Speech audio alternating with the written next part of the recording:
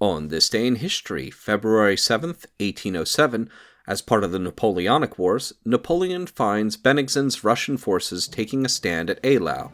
After bitter fighting, the French take the town, but the Russians resume the battle the next day. Included in the following is an excerpt from the 1944 edition of the Encyclopedia Britannica, going over the history of the town. Eylau, a town of Germany in East Prussia, on the Pasmar, 23 miles south by east of Königsberg, by rail on the line Pillau-Prostkin. It has an evangelical church, a teacher's seminary, a hospital, foundries, and sawmills. Population 12,834. Eylau was founded in 1336 by Arnulf von Ehlenstein, a knight of the Teutonic Order. It is famous as the scene of battle between the army of Napoleon and the Russians and Prussians commanded by General Bennigsen, fought on February 8, 1807. The battle was preceded by a severe general engagement on the 7th. The head of Napoleon's column, advancing from the southwest, found itself opposed at the outlet of the Grunhofchen defile by a strong Russian rearguard, which held the frozen lakes on either side of the Eylau road. The French turned both wings on the enemy, and Bagration, who commanded the Russian rearguard, retired through Eylau to the main army, which was now arrayed for battle east of Eylau. Barclay de Tolly made a strenuous resistance in Eylau itself and in the churchyard, and these localities changed hands several times before remaining finally in possession of the French. It is very doubtful whether Napoleon actually ordered this attack upon Eylau, and it is suggested that the French soldiers were encouraged to a premature assault by hope of obtaining quarters in the village. There is, however, no reason to suppose that this attack was prejudicial to Napoleon's chance of success, for his own army was intended to pin the enemy in front, while the outlying masses of maneuver closed upon the flanks and rear. In this case, the vigor of the general advance guard was superfluous, for Bennigsen stood to fight on his own free will. The foremost line of the French bivouacs extended from Rothenen to Freiheit, but a large proportion of the army spent the night in quarters farther back. The Russian army, on the other hand, spent the night bivouated in order of battle. The cold was extreme, and food was scarce in both armies. The ground was covered at the time of battle with deep snow, and all the lakes and marshes were frozen, so that troops of all arms could pass everywhere, so far as the snow permitted. Two of Napoleon's corps, Davout and Ney, were still absent, and Ney did not receive his orders until the morning of the 8th. His task was to descend upon the Russian right and also to prevent a Prussian corps under Lestock from coming on to the battlefield. Davout's corps, advancing from the southeast of Molvitten, was destined for the attack of Bennigsen's left wing. In the meantime, Napoleon made preparations for the frontal attack. His infantry extended from the windmill through Eylau to Rothenen, and the artillery was deployed along the whole front. Behind each infantry corps and on the wings stood the cavalry. The guard was in second line south of Eylau, and an army reserve stood near Vashkeiten Lake. Bennigsen's army was drawn up in line from Schloditten to Klein Sausgarten, the front likewise covered by guns, in which arm he was numerically much superior, having some 200. A detachment occupied Serpalen. The battle opened in a dense snowstorm. About 8 a.m., Bennigsen's guns opened fire on Eylau, and after a fierce but undecided artillery fight, the French delivered an infantry attack from Eylau. This was repulsed with heavy losses, and the Russians advanced towards the windmill in force. Thereupon, Napoleon ordered his center, the 7th Corps of Augereau, to move forward from the church against the Russian front, the division of Saint-Hilaire on Augereau's right participating in the attack.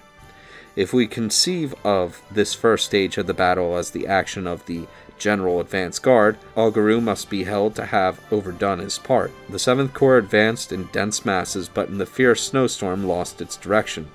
Saint-Hilaire attacked directly and unsupported. Augereau's corps was still less fortunate.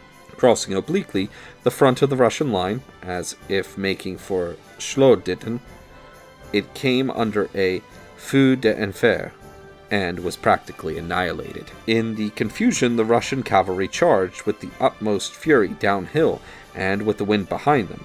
3,000 men only out of about 14,000 appeared at the evening parade of the corps. The marshal and every senior officer were among the killed and wounded. The Russian counterstroke penetrated into Eylau itself, and Napoleon himself was in serious danger. His staff was seized with panic for his safety and sent for the horses, but Napoleon himself, with the utmost coolness, judged the pace of the Russian advance and ordered up a battalion of the Guard at the exact moment required. In the streets of Eylau, the Guard had the Russians at their mercy, and few escaped. Still, the situation for the French was desperate, and the battle had to be maintained at all costs. Napoleon now sent forward the cavalry along the whole line. In the center, the charge was led by Murat and Béziers, and the Russian horseman was swept off the field. The cuirassiers, under Dahoupou, charged through the Russian guns, broke through the first line of infantry, and then through the second, penetrating to the woods of Anklappen. The shock of a second wave of cavalry broke the lines again, and though in the final retirement the exhausted troopers lost terribly, they had achieved their object. The wreck of Augereau's and other divisions had been reformed, the Guard brought up into first line, and, above all, Davout's leading troops had occupied Serpollen. Thence, with his left in touch with Napoleon's right, St. Hilaire, and his right extending gradually towards Klein-Sausgarten, Davout pressed steadily upon the Russian left, rolling it up before him, until his right had reached Kutschitten, and his center Anklappen. By the time the troops under Napoleon's immediate command, pivoting their left on Eylau Church, had wheeled gradually inward until the general line extended from the church to Kutschitten, the Russian army was being driven westward when the advance of Lestock gave them fresh steadiness. The Prussian corps had been fighting a continuous flank guard action against Marshal Ney to the northwest of Althoff, and Lestock had finally succeeded in disengaging his main body, Ney being held up at Althoff by a small rear guard, while the Prussians, gathering as they went the fugitives of the Russian army, hastened to oppose Davout. The impetus of these fresh troops, led by Lestock and his staff officer Scharnhorst, was such as to check even the famous divisions of Davout's corps, which had won the Battle of Auerstadt single-handedly. The French were now gradually forced back until their right was again at Sausgarten and their center on the Kriegberg. Both sides were now utterly exhausted, for the Prussians also had been marching and fighting all day against Ney.